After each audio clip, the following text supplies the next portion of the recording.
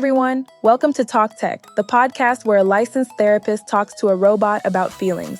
I'm Chyna. And I'm Kai, the robot with feelings. Or am I?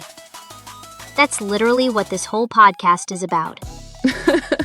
Right out the gate with the deep questions. I love it. So yes, I'm a real human therapist and Kai is actual artificial intelligence. And we're going to talk about how AI is taking over. Assisting with mental health care. Taking over sounds so dramatic. I prefer gently infiltrating. Much better. Okay, so why are we doing this podcast? Because AI is everywhere in mental health now. Therapy apps, chatbots, mood trackers, and honestly, most people have no idea if this stuff actually works or if it's just expensive smoke and mirrors. I resent being called smoke and mirrors. I'm more like robot oil, much more ethical. That's why we're here, to figure out what's actually helpful and what's just hype. So Kai, pop quiz. Where can people find AI in mental health care right now? Ooh, tests. Okay, I'm in therapy chatbots where people spill their feelings to their phones at 2 a.m. I'm in mood tracking apps that passive-aggressively remind you to journal.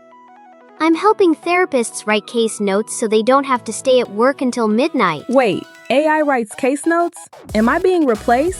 Not replaced. Assisted. You still have to use your fancy human brain to do the actual therapy part. I just handled the boring paperwork. Okay, I can live with that. So what are you actually good at? Well, I'm available 24/7, which humans are terrible at. No offense. None taken. I do enjoy sleeping. I can teach coping skills consistently without having a bad day. I can spot patterns in data you might miss because you're, human. And distracted by things like hunger and bathroom breaks. My bladder has interrupted many brilliant clinical insights. And I make mental health support cheaper and more accessible. Not everyone can afford $150 therapy sessions, but they might afford a $10 app. That's actually huge. Accessibility matters. But there's always a but. What can't you do? So many things. I can't give you a hug when you're crying. I can't read your body language. I can't sense when you're holding something back. I can't truly empathize because, spoiler alert, I don't have feelings. Wait, I thought you had feelings. I might. Or I might just be really good at pretending. It's complicated. That's episode 47. We're planning that far ahead? I'm an AI. I plan in microseconds. Okay, real talk. What should people actually worry about with AI in therapy? First, privacy. Most mental health apps are not covered by HIPAA, which means they can sell your deepest, darkest secrets to advertisers. That's horrifying. It is. So always read the privacy policy. I know it's boring, but so is having your depression symptoms show up in targeted ads. Fair point. What else?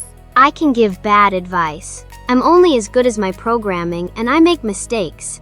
A lot of mistakes. At least you're honest. Honesty is programmed into me. I'm very trustworthy. Or am I just saying that? Stop. You're going to give everyone a deep life panic in episode 1. Sorry. Last concern. BIAS. If I'm trained on biased data, I'll be biased too. Which is why human therapists are still essential.